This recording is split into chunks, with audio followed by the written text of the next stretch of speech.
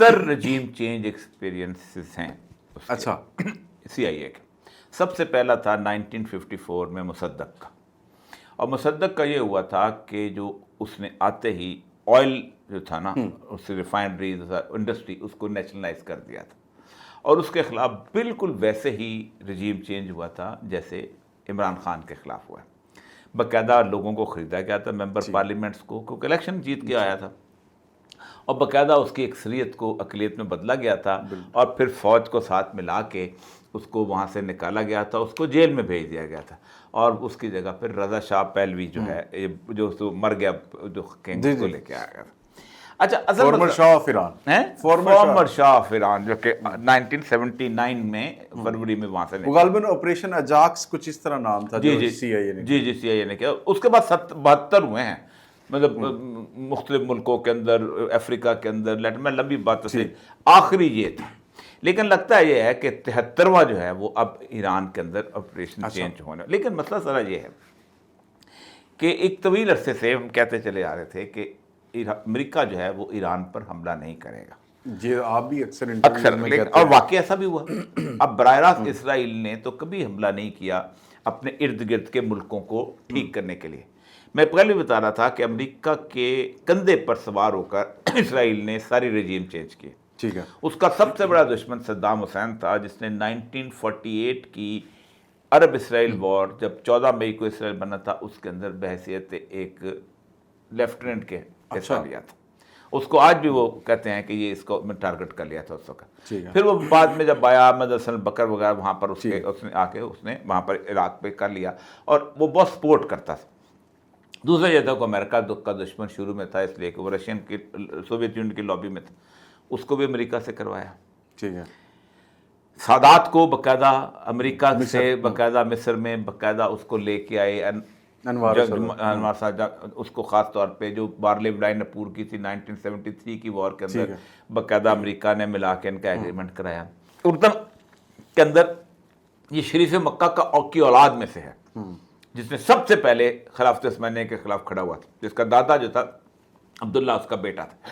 تو یہ عبداللہ کو بھی انہوں نے، شاہ حسین کو بھی اس کو وہیں پر بٹھایا. پھر اس کے ساتھ ساتھ انہوں نے یہ باقی شام میں بھی ابھی انہوں نے خود سامنے اسرائیل نہیں آیا تھا. یہ پہلا ملک ایران ہے جس کے سامنے اسرائیل خود آیا ہے، کبھی نہیں آتا. اس کی وجہ یہ ہے کہ گزشتہ تقریباً جس نے 40-45 سال سے ایرانین ریولوشن آیا ہے، ایران کی ایک پالیسی ایسی رہی ہے کہ جس کے بارے میں باقی تمام دنیا کے ملک جو تھے وہ کسی نہ کسی حد تک سمجھتے ہیں کہ اس کو چلنے دو ہے. ٹھیک ہے. ہمارے ہاں دو طرح کے طبقات تھے. ایک تھے جو ایران سے بہت محبت کرتے تھے، کہتے کہ بہت بڑا انقلاب آ گیا ہے، آیت اللہ، اور واقعی آیا بھی تھا، ایک اسلامی اقدار، روایات، سارا کچھ اس کے اندر. پھر سب سے بڑی بات یہ تھی کہ اتحاد بین المسلمین کے اندر بھی آیت اللہ خمینی کا بہت رول تھا. لیکن وقت کے ساتھ ساتھ ایران نے دو کام کیے جس کی وجہ سے آج ایران مکمل طور پہ تنہا نظر آ رہا ہے. ایک اس نے یہ کام کیا کہ ایرانین ہیجمنی جو تھی نا، اس کو وہاں اسٹیبلش کرنے کی کوشش کی. ایران جو ہے نا، آپ کبھی ایران میں جائیں نا تو آپ کو ایک عام ایرانی بھی جو ہے اپنے آپ کو یزدگرد کا وارث سمجھے گا. وہ جو فردوسی کا ایک مشہور شعر ہے، جب حضرت عمر کی فوجیں جب پہنچی ہیں تو فجانامہ میں لکھتا ہے وہ کہ یزدگرد نے کہا کہ شیر شتر خوردن سوسمار کہ اونٹنیوں کا دودھ پینے والے اور گو کا گوشت کھانے والے، عرب را بجائے رسید استقار عربو، تمہیں کیا ہو گیا، دماغ خراب ہو گیا کہ تخت کہاں را کند آرزو، کہ کہان کے تخت کی آرزو کرتے ہو. تفو بر تو ہے چرخ گرداں، تفو کیا چرخ گرداں تم پہ تف ہے کہ یہ دن تم دکھا رہے. تو ان کے اندر ایک تو یہ چیز تھی. یہی وجہ ہے کہ ان دا بگننگ انہوں نے پورے کے پورے علاقے کے اندر اپنے آپ کو خاص طور پہ اس کو اپنے ہیجمنی کو کنٹرول کرنے کی کوشش. اس میں سب سے بڑا جو تھا وہ ان کا جو سامنے مقابل تھا وہ تھا صدام حسین. ٹھیک ہے. 1980 سے 88 8 سال جنگ رہی ہے. اب جو میرے سامنے اس وقت یہ کانٹراس جو ہے اس کا ایک بہت بڑا کرائسس کا صورتحال. آپ اندازہ کریں کہ اس وقت ظاہر بات ہے ایران جو تھا اس کی اچھی خاصی مسئلہ بنا ہوا تھا ان کے ساتھ، امریکہ کے ساتھ ایمبیسی کا بھی مسئلہ بنا ہوا تھا، لیکن ایران کو اسلحہ کون دیتا تھا؟ اب اس میں وہ جو کانٹرا اسکینڈل ہے یہ بڑا امپورٹنٹ اسکینڈل ہے. اس کے اندر یہ تھا کہ اسرائیل کا اسلحہ جو تھا ایک خاص، یہ ایران کانٹرا اسکینڈل جو یہ اس نے ان کو اسرائیل کا اسلحہ جو تھا وہ وایا، کیونکہ اسرائیل سمجھتا تھا کہ ایران صدام سے لڑ رہا ہے، صدام ایران سے لڑ رہا ہے، تو یہ ہمارے لیے تو فائدے کی بات ہے. تو اسلحہ جو تھا وہ ایران کو اسرائیل سے واپس وہاں پر سپلائی ہو رہا تھا، اور ایران کو ظاہر بات ہے اس میں کہا جاتا ہے کہ مختلف قسم کے وہ جو تھے نا روایہ میڈیا تھے، شاید ایران کو پتہ بھی نہ ہو، لیکن کیسے ممکن ہے کہ ایران کو نہ پتہ. یہ اس کے اندر وہ یہ جو اس کی ہیئرنگ بھی ہوئی تھی باقاعدہ اس کے زمانے میں، ریگن کے زمانے کا. اس کے بعد 8 سال کی جنگ کے بعد نکلا کچھ نہیں، ایران بھی وہیں پکا ہو گیا اور صدام حسین بھی پکا ہو گیا. اب صدام حسین نے جب 88 میں یہ جنگ ختم ہوئی ہے تو پھر انہوں نے کہا کیا کریں. پھر آپ کو یاد ہوگا کہ 91 کے اندر انہوں نے صدام کو اٹھایا جی کہ تم کویت پہ حملہ کر دو. انہوں نے کویت پہ حملہ کر دیا. اب جب کویت پہ حملہ کیا تو پوری دنیا کو اکٹھا کیا.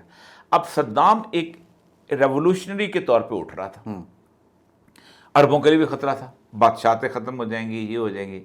تو 91 کے اندر اس پہ حملہ کرایا گیا، کویت کو بحال کرایا گیا.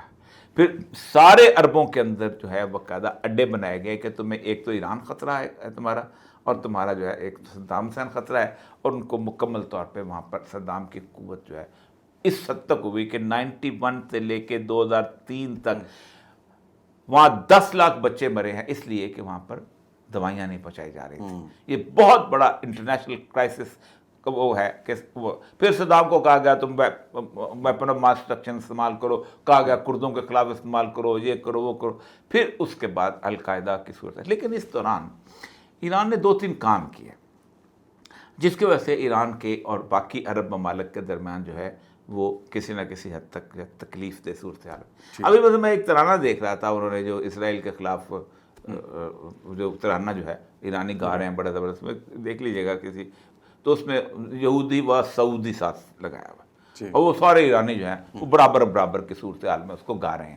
حالانکہ مسلمان کی صورتحال یہ آج سے کچھ 3-4 سال پہلے بھی پورے ایرانی جو ہے جوش کے اندر وہ گا رہے ہیں. ایک تو یہ تھا کہ انہوں نے اس پورے علاقے کے اندر جہاں جہاں ان کا انفلوئنس تھا وہاں انہوں نے اپنی پراکسیز جو تھیں وہ ان کو اسٹیبلش کرنے کی کوشش کی ہر جگہ، including Pakistan, including Afghanistan, including Iraq. 2003 میں ان کو موقع مل گیا بڑا شاندار قسم کا، اور 2003 کا جو موقع تھا وہ یہ تھا کہ انہوں نے پھر وہاں پر باقاعدہ صدام حسین کی گورنمنٹ کو ٹاپل کرنے کی پوری کوشش کی. اس سے پہلے میں ایک اور مزدار آپ کو بات بتاؤں. ملا عمر کی جو حکومت تھی یہ بڑی اسٹیبلش حکومت ہو چکی ہوئی تھی، اور اس حکومت کے اندر ملا عمر جو تھے وہ خاص طور پہ انہوں نے اپنے آپ کو بہت حد تک اسٹیبلش کیا ہوا تھا. لیکن ایران جو تھا اس کے مقابلے میں وہ باقاعدہ سپورٹ کرتا تھا ان کو، ناردرن الائنس کو. آپ اندازہ کریں، یہ میرے سامنے ایک زبردست قسم کا یہ ہے کہ ایران نے یہ ہوا یہ تھا کہ وہ جب انہوں نے ناردرن الائنس پر حملہ کیا تو ایران کے 3 ڈپلومیٹ جو تھے، 3 بندے مارے گئے جنہوں نے کہا یہ ہمارے ڈپلومیٹس ہیں. اچھا، اس کے اوپر یہ تھا کہ Iran poises its forces on Afghan border. 2,75,000 فوجیں جو تھیں انہوں نے ہیلمند کے بارڈر کے اوپر سارا کا سارا افغانستان پہ کھڑا کر دی. اور اس پہ ملا عمر کا بہت اہم فکرہ تھا. وہ فکرہ یہ تھا افغانستان گوند کا تالاب ہے، یہاں کو آیا تو واپس نہیں جائے گا. پھر حکمت یار کو پناہ دینا، اور خاص طور پہ ملا عمر کی گورنمنٹ کو کافی ساری چیزیں اس کے اندر. یہ میرے سامنے اس وقت رینڈ کارپوریشن کی رپورٹ ہے، ایرانز انفلوئنس ان افغانستان. ٹھیک ہے. اچھا، یہ 2019 میں آئے نا طالبان، 20 میں آئے، 2021 میں انقلاب 21 میں انقلاب ہے، 19 میں شروع ہو گئے تھے نا. یہ انہوں نے پورا 10 سال کے ایران کہاں ہمیں کام آ سکتا ہے افغانستان کے اندر اور کس جگہ ہے، اور انہوں نے کام اس طرح ہوا یہ کہ آج افغانستان کی صورتحال بھی ایسی صورتحال ہے کہ وہ عراق کے اندر یہ وہاں پہنچے.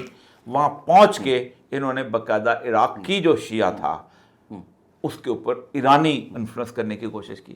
پھر شام، یہ ہے اب اس وقت صورتحال. اب یہ پرانی باتیں ہیں، بھول جانا چاہیے. جیسے محمد بن سلمان نے کہا کہ نہیں ہم ان کے ساتھ، لیکن اس کے باوجود بھی ایران کے ساتھ کھڑے ہونے کی مسئلہ بہت مشکل ہے.